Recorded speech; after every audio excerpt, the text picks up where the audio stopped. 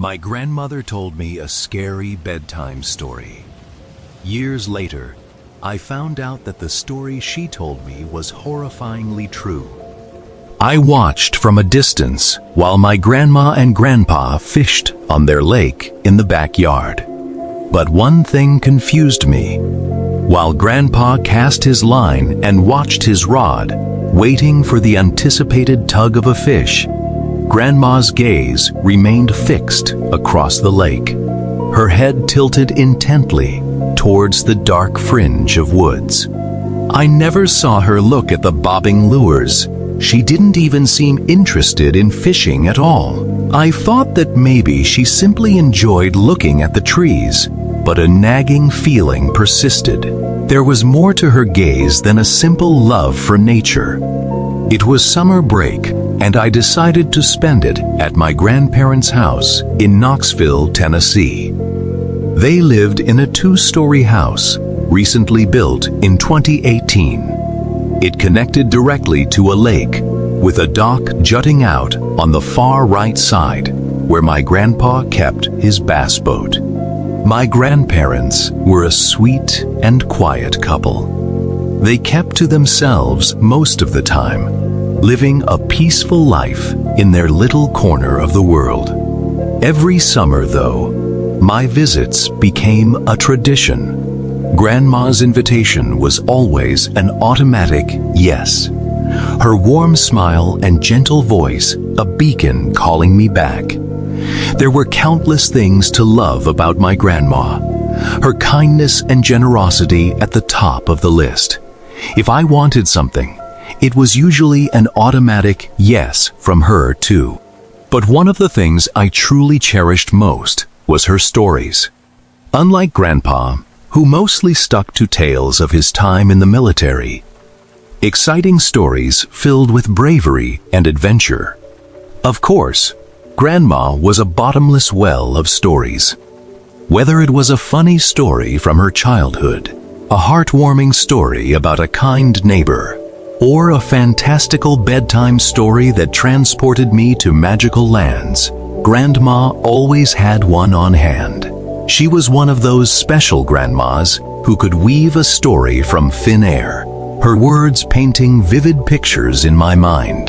Grandpa, on the other hand, was a man of few words. A quiet strength emanated from him, and the stories he did tell were always about his service. He'd talk about the places he'd been, the challenges he'd faced, and the lessons he'd learned. While not as fantastical as Grandma's stories, they held a different kind of magic, a testament to his resilience and the experiences that shaped him. One of the things I always admired about Grandpa was his outdoor skills. He'd tell me most of his knowledge came from his military training, jokingly saying they prepared him for anything. He was a true outdoorsman, the kind of person I'd trust implicitly if we were ever lost in the wilderness. He knew everything about fishing, the best spots on the lake, the best techniques to catch different types of fish.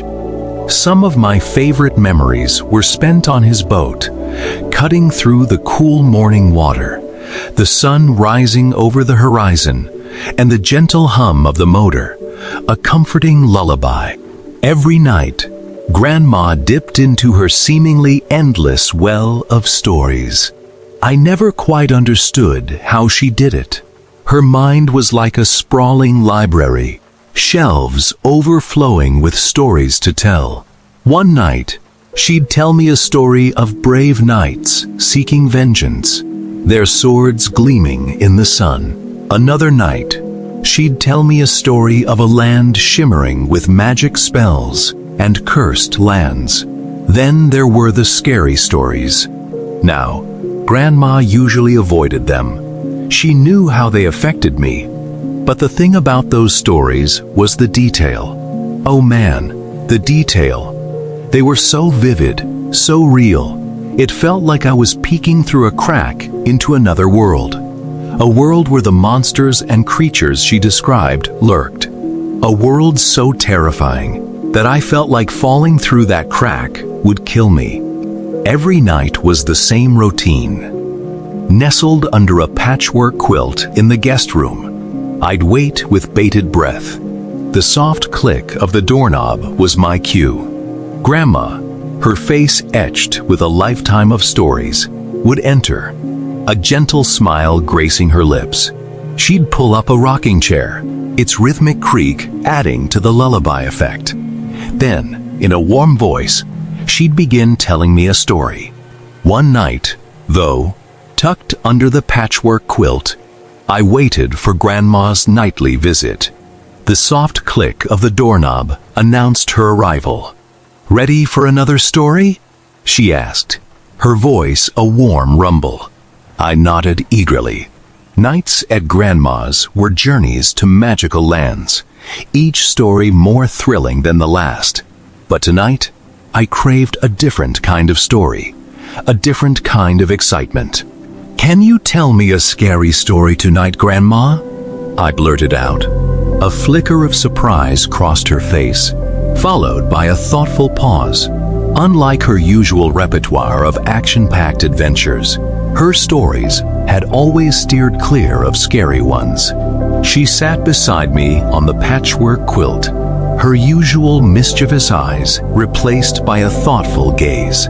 Her eyes flickered towards the window for a moment before returning to me. Then, with a gentle smile, she began. "Those woods outside your window," she started, her voice a warm rumble. I instinctively glanced towards the window, the familiar silhouette of the trees outlined across the lake. "There's something in those woods," she continued, her voice dropping to a hushed whisper. A shiver danced down my spine, though the room remained pleasantly warm. Those simple words made me so uncomfortable that I was tempted to just tell Grandma to stop. But the truth was, I was hooked. Grandma did tell me scary stories on rare occasions, but they were always fictional, completely disconnected from the real world. She continued, "Every 7 years, it comes out of those woods. It emerges. A creature that's been on this earth for thousands of years. It crawls on all fours. It hunts. A silent predator searching for its prey."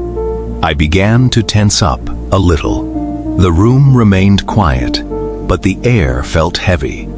"Its body is like a man, but twisted and contorted," she murmured, "and its limbs elongated, reaching out at odd angles.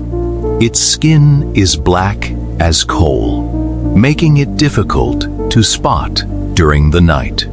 I swallowed hard, my eyes instinctively drawn back to the window. The trees, once comforting, now seemed to writhe with unseen shadows. "But the worst part," she continued, her voice barely a tremor, "is its eyes, multiple eyes, scattered across its head like a spider. They pierce the darkness, searching for an unsuspecting victim," she continued, her voice a hushed whisper, sending shivers down my spine. "Sometimes, if it has trouble finding prey, it ventures closer, closer to houses, searching for unlocked windows." My breath caught in my throat. The image of eyes peering through the glass sent a jolt of terror through me. "If it finds an opening," she murmured, "it will crawl inside and snatch the closest person to it, dragging them back to the woods." I squeezed my eyes shut, the warmth of the quilt a poor barrier against the sudden chill. "It keeps its victims alive for 7 long years," she whispered, feeding off them slowly until the hunger returns and it's time to hunt once more. My grip tightened on the blanket, and my knuckles were white. A cold sweat was dripping down my skin. "But don't you worry," she said, her voice gentling. "As long as we keep the windows locked, we'll be safe. And don't forget to do the same at your mom's house." She rose from the quilt, her smile strained at the edges, a smile meant to reassure, but one that couldn't hide the sliver of unease in her eyes. Her movements seemed slow and deliberate as she walked towards the window.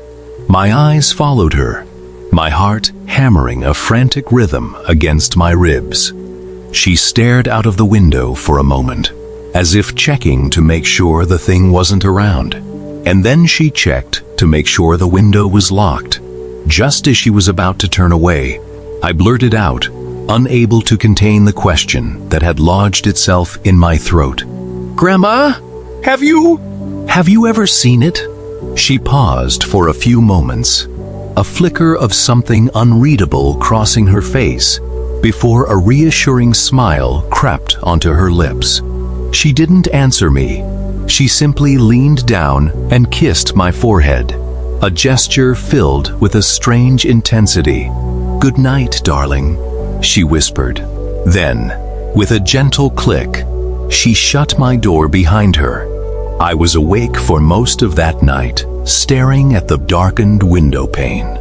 The familiar silhouette of the woods outside now held a new kind of terror. I kept wondering if I would see that face my grandma described, a face with multiple eyes staring back at me. Eventually, exhausted from fear and lack of sleep, my eyelids drifted shut, and I finally drifted off.